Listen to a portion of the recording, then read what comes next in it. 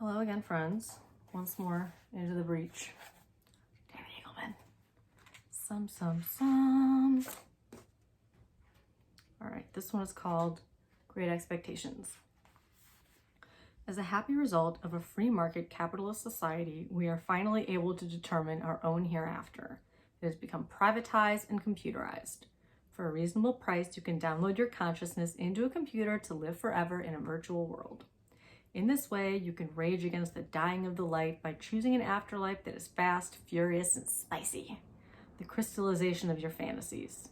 You can predefine your lovers, maximize your sexual allure, zoom around electric pumping cities in your choice of a dozen Porsches.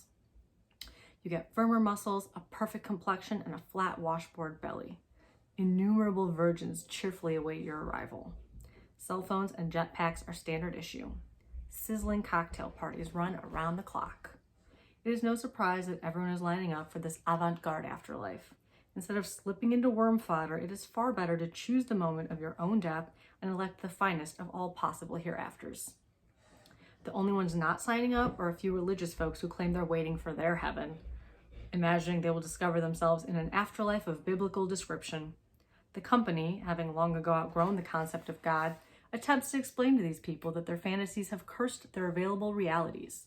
The religious counter that God's greatest gift to them is the ability to look beyond what their eyes can see and have faith in something grander.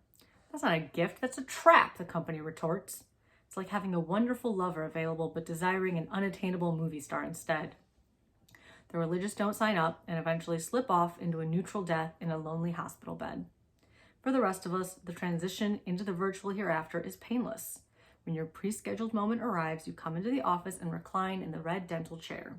The company nurse assures you that you will feel as though you've closed your eyes in their office and without delay, open them again in your glorious virtual afterworld. A technician presses a button and you become pulverized by a laser beam. A copy of the three-dimensional structure of your brain is recreated in zeros and ones on a cluster of hyper-threading processors. There's only one caveat. The neuroscientists and engineers who have developed this procedure have no way of proving it works. After all, the pulverized have no way to report back. However, it is generally agreed that nothing can go wrong with the download. All of our physical theories predict that reconstructing an exact replica of the brain will reproduce exactly the feeling of being that person. So everyone presumes that it works. Sadly, it does not work.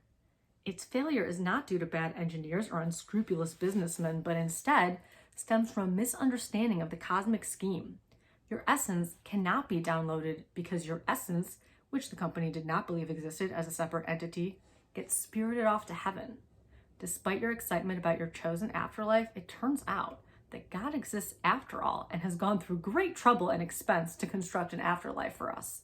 So you awaken on soft clouds, encircled by harp-strumming angels, finding yourself swathed in a white toga.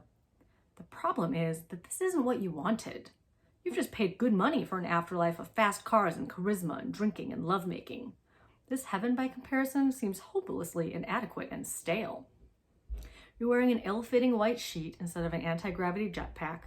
Endless white columns are the replacement for pumping electric skyscapes. There's manna and milk at the buffet instead of sushi and sake. The harp music is maddeningly slow. And you're still as unattractive as ever.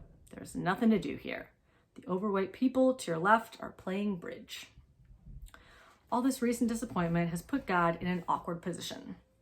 He nowadays spends much of his time trying to comfort his subjects scattered across the cloudscapes.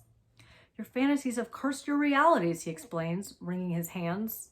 The company offered you no evidence that it would work. Why did you believe them? Although he doesn't say it, everyone knows what he's thinking when he retires to his bed at night. That one of his best gifts, the ability to have faith in an unseen hereafter, has backfired. Womp, womp, womp. See you in the future. Also the past. Story time.